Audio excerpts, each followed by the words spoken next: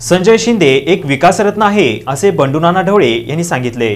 माढा तालुक्यातील माजी जिल्हा परिषद सदस्य तथा विद्यमान जिल्हा परिषद सदस्य प्रतिनिधी आणि बबनदादा तसेच संजय शिंदे यांचे कट्टर समर्थक तसेच मुलुख मैदानी तोफ म्हणून नावाजलेले बंडूनाना ढवळे यांनी संजय शिंदे यांच्या कार्यप्रणालीवर प्रकाशझोत टाकून संजय शिंदेंच्या अष्टपैलू व्यक्तिमत्वावर आपलं मत वृत्तदर्पण न्यूज चॅनलचे प्रतिनिधी विजय चव्हाण यांच्याशी केलेला वार्तालाप।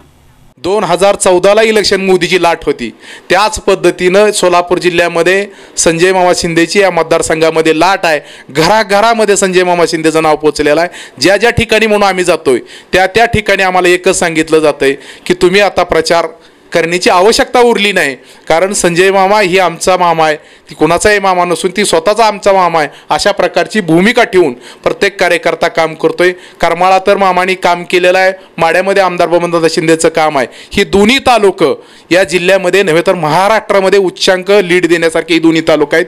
ती बघण्यासारखं आपल्याला ती लीड बघायला मिळेल, ती आज सांगण्यासारखी परिस्थिती नाही, ज्या वेळेस आपल्याला ती दिसेल। आज बऱ्याच लोकांनी सांगितलं की आम्ही 1 लाखाचं लीड देणार आहे, 2 लाखाचं लीड देणार आहे, ज्यामध्ये 50,000चा विद्यमान खासदारांना लीड मिळालं होतं, तिथंच 1 लाखाचं लीड मिळेल म्हणून असं सांगितलं जातं। म्हणजे स्वतःला 50,000चं लीड मिळू शकतं आणि दुसऱ्यासाठी 1 लाखाचं लीड मिळू शकतं।